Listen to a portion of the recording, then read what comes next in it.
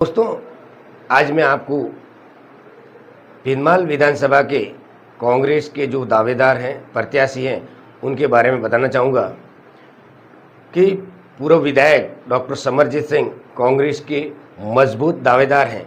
लेकिन क्या पार्टी इस बार समरजीत सिंह पर भरोसा जताएगी या फिर कोई नए चेहरे को मैदान में उतारेगी? क्योंकि पिछले 15 सालों यानी कि 3 विधानसभा चुनावों में कांग्रेस लगातार हार का सामना कर रही है। तो इस बार कांग्रेस है वो देख देख कर जिताऊ प्रत्याशी को मैदान में उतारने के प्रयत्न कर रही है और उसी चेहरे को ढूंढ रही है जो इस बार भिनमाल विधानसभा में कांग्रेस की नैया को पार लगा सके। इसके चलते मैदान में और भी नए चेहरे हैं।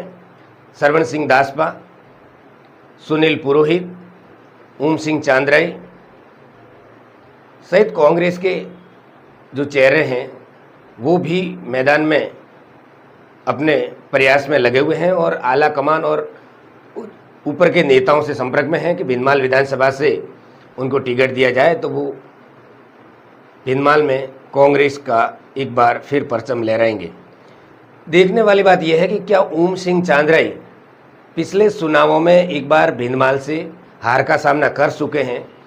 यदि इस बार फिर उनको कांग्रेस टिकट देती है तो क्या वो जीत दिला पाएंगे? बड़ा सवाल ये है कि ओम सिंह चांद्राई पिछले 5 सालों में भिनमाल विधानसभा में सक्रिय नहीं रहे, जनता के बीच नहीं रहे और लोगों के सुख दुख के भागीदार नहीं बने। इससे लोग क्या ओम सिंह चांद्राई को समर्थन देंगे? और एक बात यह भी है कि ओम सिंह चांद्राई बाहरी कैंडिडेट होने के कारण भिनमाल में सफल नहीं हो पाए। तो इस बार क्या कांग्रेस ओम सिंह को टिकट देती है तो भिनमाल की जनता ओम सिंह चांद्राई का साथ देगी? ये तो आने वाला समय बताएगा। लेकिन ओम सिंह चांद्राई पिछले 5 सालों में भिनमाल विधानसभा में सक्रिय नहीं रहे। इसकी बदौलत उनको कई कठिनाइयों का सामना भी करना पड़ेगा। ओम सिंह चांद्राई अशोक गहलोत के करीबी माने जाते हैं और कांग्रेस में बड़े नेता भी हैं। लेकिन जब भिनमाल को जिला बनाने की बात आई तो ओम सिंह ने एक शब्द भी भिनमाल के समर्थन में नहीं बोला। भिनमाल की जनता जिला नहीं बनने से नाराज हुई और करीब 1 महीना तक धरने पर बैठी और उसके बाद कांग्रेस के जालोर जिले के सबसे बड़े नेता पुखराज पारासर ने उनको आश्वासन दिया, मुख्यमंत्री से मिलाने का आश्वासन, और उस आश्वासन पर धरना स्थगित किया गया। उसके बाद मुख्यमंत्री से वार्ता भी हुई, लेकिन उस वार्ता का कोई नतीजा नहीं निकला। उसके बाद बागोड़ा पंचायत समिति को, बागोड़ा उपखंड को पूरे को सांसौर जिले में शामिल करने को लेकर भी धरना प्रदर्शन हुए।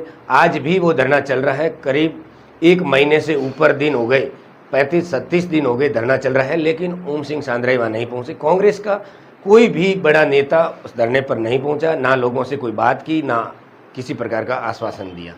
तो क्या ये कांग्रेस के नेता है वो इस बार भिनमाल में कांग्रेस के परचम लहराने में काबिज होंगे या फिर भाजपा एक बार फिर अपना झंडा गाड़ेगी?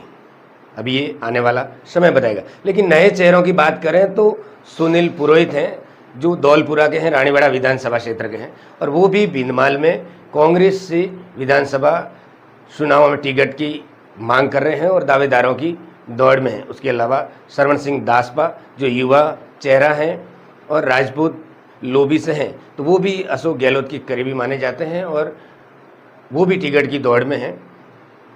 उसके बाद हीरालाल बोहरा जो पहले चेयरमैन रह चुके हैं वो भी टिकट की दावेदारी कर रहे हैं। जयंतीलाल घासी जो युवा चेहरे हैं और भिनमाल नगरपालिका में मनोनीत पार्षद भी हैं, पुखराज पारासर के चहेते माने जाते हैं, वो भी टिकट की मांग कर रहे हैं। तो ऐसे में करीब 5 से 6 लोग कांग्रेस के टिकट की मांग कर रहे हैं। रही बात भाजपा की, तो भाजपा में सबसे मजबूत कैंडिडेट हैं वो पूराराम चौधरी हैं जो टिकट की मांग कर रहे हैं और अपने टिकट को लेकर पूरी तरह आश्वस्त हैं कि भाजपा मुझे टिकट देगी, क्योंकि मैं आज़ादी के बाद का सबसे पुराना चेहरा, पुराना नेता मैं हूं। यानी पूराराम चौधरी भाजपा के सबसे पुराने नेता हैं और लगातार 3 बार विधायक भी रहे। 6 बार उन्होंने भिंदमाल विधानसभा से चुनाव लड़ा, जिसमें 2 बार उनको हार का सामना करना पड़ा और 4 बार वो विधानसभा पहुंचे और इस बार हैट्रिक भी बनाई, तीसरी बार लगातार विधानसभा पहुंचे हैं। तो पूराराम चौधरी एक बार फिर मजबूत दावेदार हैं। उसके बाद लंबे समय से सांवलाराम देवासी भी मैदान में लोगों के बीच में हैं और आम जनता से जुड़े हुए हैं और भाजपा से टिकट की मांग कर रहे हैं। अब बात यह है कि आम जनता है वो भाजपा को चाहती है, लेकिन चेहरे को बदलाव की मांग की जा रही है। भाजपा यदि चेहरा बदलती है तो एक बार फिर भाजपा के पक्ष में जनता का माहौल है। अब क्या भाजपा चेहरे को बदलेगी, नए चेहरे को मौका देगी, या फिर एक बार फिर पूराराम पर ही भरोसा जताएगी और पूराराम चौधरी को ही मैदान में उतारेगी? क्योंकि पूराराम चौधरी पिछले चुनावों में भी 10,000 से ज़्यादा मतों से विजयी हुए थे। सांवलाराम देवासी समाज के बड़े नेता हैं, पिछले चुनावों में भी सक्रिय थे और टिकट की मांग की थी, लेकिन पार्टी ने भाजपा से पूराराम चौधरी को मैदान में उतारा। इस बार फिर टिकट की मांग कर रहे हैं। उनके अलावा नए चेहरों में टिकम सिंह राणावत भूमिया राजपूत समाज से, महेंद्र सिंह राणावत भूमिया राजपूत समाज से हैं। दोनों ही युवा चेहरे हैं, पढ़े लिखे चेहरे हैं और भाजपा से टिकट की मांग कर रहे हैं। हाल ही में भूमिया राजपूत समाज का महाकुंभ हुआ, जिसमें हजारों की संख्या में जोधपुर संभाग के लोग पहुंचे और उन्होंने भूमिया समाज को दोनों पार्टियों से 2-2 टिकट देने की मांग रखी। तो क्या भाजपा और कांग्रेस भूमिया राजपूत समाज को अपने पक्ष में लेने के लिए इस बार टिकट देगी और मैदान में उतारेगी? ये पार्टी का विषय है। भूमिया समाज के बाद चौधरी समाज है, जो पटेल समाज है, उसमें भी कई दावेदार है जो भाजपा से दावेदारी कर रहे हैं।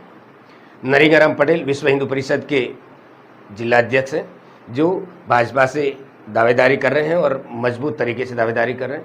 उसके अलावा पुखराज बगोटी हैं, जामताराम पटेल जो जोधपुर एडवोकेट हैं, वो भी भाजपा से दावेदारी कर रहे हैं। इसमें भाजपा से करीब 1 दर्जन प्रत्याशी हैं जो दावेदारी कर रहे हों और जनता के बीच में जा रहे हैं, जनता को अपने पक्ष में करने के लिए पूरे प्रयास कर रहे हैं। वहीं ये सभी प्रत्याशी हैं वो जयपुर और दिल्ली के शक्कर भी काट रहे हैं और बड़े नेताओं के संपर्क में हैं और अपने अपने पक्ष में टिकट का जुगाड़ बैठाने में लगे हुए हैं। अब ये आने वाला समय ही बताएगा, क्योंकि विधानसभा चुनावों को अब कम ही दिन बचे हैं और अगले महीने 5-7 तारीख के बाद आचार संहिता भी लगने वाली है।